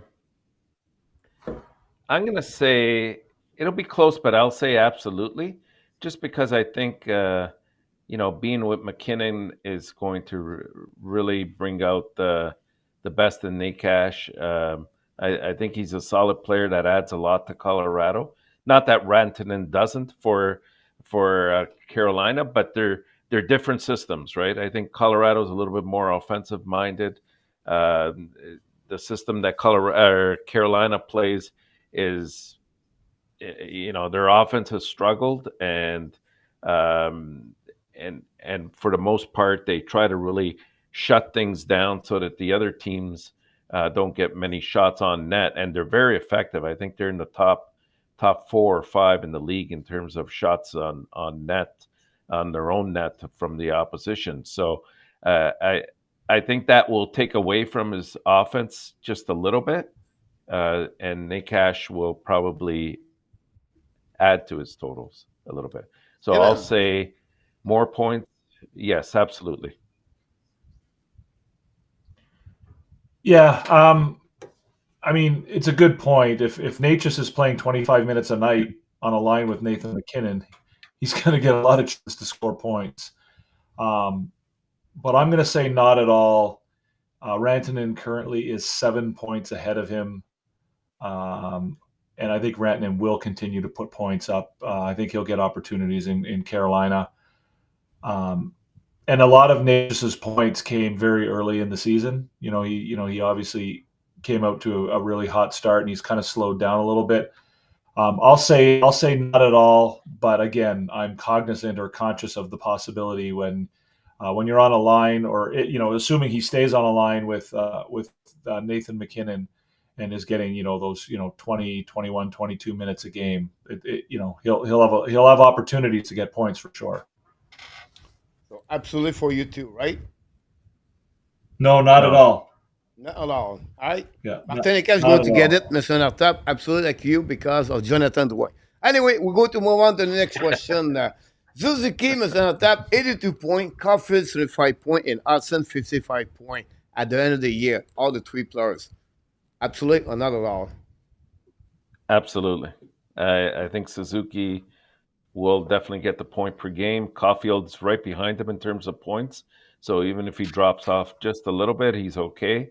He'll be in that range. And Hudson's the only one that's a little bit tougher to judge, right? Like I'm just I'm a bit hesitant because of the fact that he hasn't played this number of games, and usually you see them hitting a bit of a wall once they reach that number. But he's going to have the opportunities, right? He's going to be quarterbacking the power play, so the I think the opportunity will be there for him to possibly hit 55. So I'll say absolutely for this one as well. Devin. I will also say absolutely. Suzuki is already on a better than a point per game pace. He's got 50 points in 49 games. Caulfield is almost on a point per game pace. He has 46 in 49, so I think he will get to 75. Hudson has 39 points already, so that's basically a point every 2 games between now and the end of the year. I think that's more than likely going to happen if he stays healthy and can stay in the lineup. So I will say absolutely. My only point is Hudson, and my only problem is because one the game will be more important for the Montreal Canadiens and the race and the mix. He's going to play against the team already in the mix, and I think that will be a little bit difficult. I think Hudson is going to be at 53 also at the end, so I go with not allowed, but he cannot be surprised me. He finished with 55 plus, but on that one I will go not allowed on that one. Next one, we're going to start with Devin on that one. Carolina or Colorado are going to be at least at the final conference. So they're going to go all the way at the third round or at the final Stanley Cup. Do you believe one of the two teams is going to make it or not at all? I don't think Carolina will make it. I think Colorado could make it. But I am going to say, wow. I am going to say not at all. I don't think either of those two teams will make it to their respective conference finals. You know that? I like that. I like the change there. Thank you, Jordan, for that suggestion. I'm gonna agree with that. I Colorado still has some holes that they need to address. I know they're possibly getting Landeskog back, and that's exciting, but he hasn't. Realistically, he hasn't played in a couple years, and it's going to take them a while just to get back into uh, play form, and the playoffs are at a much more elevated level. And there's some solid teams in the West that I think, depending on who Colorado matches up with, they're going to find difficulty trying to get past them. And Carolina, I'm still worried. They're a solid team, but when it comes to, and we've seen this the last 3 years in a row, when it comes to trying to get that goal, to teams that shut things down in the playoffs, uh, and they're trying to get back into a game because they fall behind 1-0. It's hard for them to generate that offense, and Rantanen will help, but overall, I don't see them getting to the finals. I'm going to surprise everyone in. I say Carolina is going to make it. Is going to make it. And I will say the reason why, because the Metropolitan Division is really not strong. And I think the Carolina is going to make this. The only team they have to beat is the Washington Capitals. I know it's a big challenge, but I think with Rantanen, and I think the Carolina are pushing hard this year. Don't be surprised to add something at the trade deadline by Eric. I'm really confident. I really believe on the general manager over there. So I think the Carolina Hurricanes are going to find a way to go all the way to the third round to play again the Toronto Maple Leafs. They better not fall behind. No, Luciano just fall from his chair, Mr. It's not the first time. Devin, Rebecca, play in the NHL this season. I'll say not at all, only because I feel like there's no need for it. I do think he'll play games this year. I think he'll play games in Laval. I think he has an opportunity to be a big contributor for them in a playoff run up to and into the playoffs. And I think that there will be a desire to keep him there. There'll be a desire not sort of take him out of that spot, that role, and they'll want him to be an impact player on that team and to have that experience. I suppose there's an outside possibility they could bring him up for a game or two just to sort of reward him, kind of the way they did with Lane Hudson last year. They would then, I believe that would, does it, no, it would, it burns his, it would burn his, he's already burnt his ELC, right? He burns a year whether he plays in the American League or the National League. So I guess that doesn't really make a difference. So again, I think there might be an outside possibility that he could get a game, just as a bit of a reward. But again, I think he's more likely to play in Laval when he comes back. So I'll say not at all. No rush, as Pizza says. Yeah, I would agree with that, Devin. I don't see it happening. More importantly, why? For what reason? You have a kid that is a blue chip for you, a blue chip player. Let him heal properly and play and work his way back up to that type of level. So I don't see it happening. Not at all. Me too. Not at all for Rebecca with the Montreal Canadiens. Here we go, guys. We have one more subject. Yamo Vertinen, welcome back. Yamo, you can click on the likes. That will give us 50. So that will helping us at the end. The clash, Mr. Enortap, is over. So let's see the preview of the week. Time to get out the Bible, Mr. Enortap. There we go. Get your Bible out, Coach. First of all, I would like to take a time here, Mr. Enortap, and Devin, to wait a little bit. The winner last week, Anne Rabinoff did it. Luc Laforcine did it. Willie Triple W did it. And A2 is the winner. And the only reason Luc Laforcine won, Mr. Enortap, because he copied me. And that's why he got the W this week. So I'm the winner of that one. I think there's only my second time of the year. Of course, I select always the last one. So I pick up. So I want to thank Enortap and Devin to give me that possibility to win this week on that one. So for this upcoming week, well, since Coach, since you won, you've earned the opportunity to go first. Yeah, this that time. was me. It was my next thing I was said to you. I said, "Well, because I win. It's like a golf, right? When you win the last hole, you start the next drive. So I'm going to start Go that ahead. one this week. I'm going to try to set up a new page on my bubble. There we go. We're going to get that. At 6.5 point, 6 point, guys. We have Mike Elliott called already the 6 point. 5, 4, 3, 2, I, 1. th- I think And Mark seven. always goes maximum. That's great. I go with 4 point Damn. for You me. took it away from me. Why did I make that suggestion? There we go. Run. And after that, we'll go with you. Okay. I was gonna go with 4 as well. Dang.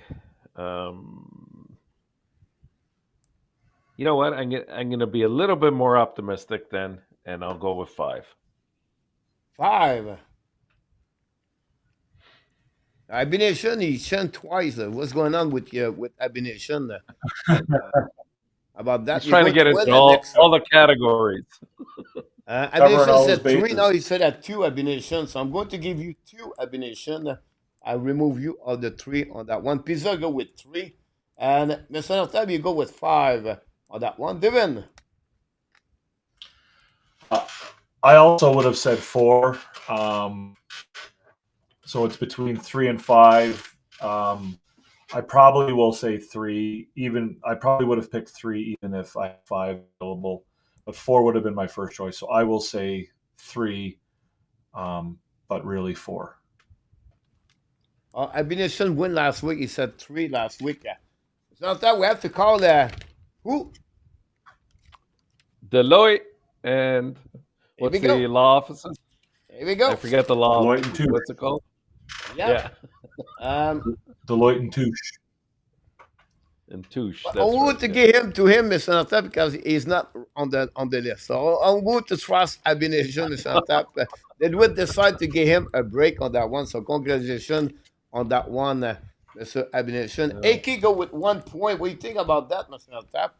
What's wrong with 1 him? point. I don't know. That's a tough Can one. I change mine? Can I change mine to 6 points? How many points, Devin? I want to change mine to 6 points. 6 points, Coach. 6 point. It's like Price Yeah. is right. You have to go 1 up on me. Yeah, He I'm going too for go with 6. 4 point. Me and Eto had the same. Nicolas got 2 points on that one. So we got nobody gets 0 point. Got fans, Jordan. You're right about that. Nobody got 0 point. Maybe And unfortunately, we can. maybe Luke. Mr. we can always tell to look at person. He's not going to win because he did not follow me this week. So look, obviously, it is what it is, Mr. Luke. But that's all, guys. I think we did a lot of things tonight. I think we talked a lot of subject. At least you can add something, Devin, or Enortap, you want to add on the subject tonight. So if you want to say something, it's your time to sharing with us, Mr. Devin. And also at the end, you're going to tell us what you're looking for the Montreal Canadiens. Yeah, I mean, it's, I'm looking for them to show some consistency, right? And when they first started playing well, when they first started winning games, we talked about, consistency and whether they could carry the momentum from game to game. And, before we say that they're, stepping backwards, I think we want to see what they can do from a day-to-day basis. And, because they've played well, they now know what it looks like and what it feels like to play well. So they have a reference point. So look for them to look for that reference point and to try and return to it and get on the ice for a little bit more practice and see if they can get back to that form, especially in their own end that they had, sort of around the Christmas break. If you want to watch me, guys, I do Habs After Dark on my own channel. After every Canadiens game, we go live 10 minutes after the game. If you want to come and check us out, we're trying to grow and get bigger. We're trying to be have as many people as Coach, but come and watch us after the game. Check us out. Mr. Enortap. I just want to say it was absolutely fantastic being with you guys again tonight. Let's hope the Habs pull off those 5 points. Here we go. We see what happening for the Montreal Canadiens on the weekend. Another great weekly report for the Montreal Canadiens tonight. We want to thank both of you, Mr. Enortap and Mr. Devin, for your co-host tonight. We want to thank Jordan for the super chat. Andre Calabu at the news update. One Week Kings and Luciano at the update. And all the people in the chat, the only reason we become better and better every single night is because that's who you are. You are awesome. You are amazing. You are the best. And remember, you have greatness inside of you. So that's why we have a number alert and Pattaya, we're looking for Reggie somewhere in the Pattaya area. We're looking for Reggie. If you see Reggie at the black menu, he may be stuck at the black menu, Mr. Enortap. I can't wait to see Reggie come back You'll see him in about a week. Tonight about that. So, one of you, thanks so much, Devin, and after we'll see you next week. The weekly report you, will Coach. be next Thank you for Monday having me. night. Again, Montreal play at 4 o'clock. And again, we'll be at 7, 8 o'clock. Be too hard to go back to back. So, I will see you next Monday. Have a great week. Don't forget to follow Devin and his Recliner YouTube channel. And thank you, man, Mr. Enortap. I will see you next week. Have a great night, everybody. Thanks so much, both of you. Good night. Good night, everyone. Here we go, guys. This concludes another weekly report. Let's Don't go. forget, please, to click on the likes before you leave the building. We crossed the 50 likes. We appreciate that. Be well, be health. Find a way not only dominate your day, but Nicolas, find a way to dominate what? Look up for Sunset 2025. Had an amazing, great night, everybody. I will see you tomorrow night at 7 o'clock for the Montreal again. Visit the Winnipeg Jets. The Hockey Nation, I should have nation. I want to tell you one more thing, sir. We love you, friends. Good night. Oh, it's coming. Booyah! Good night. Thanks, Larry.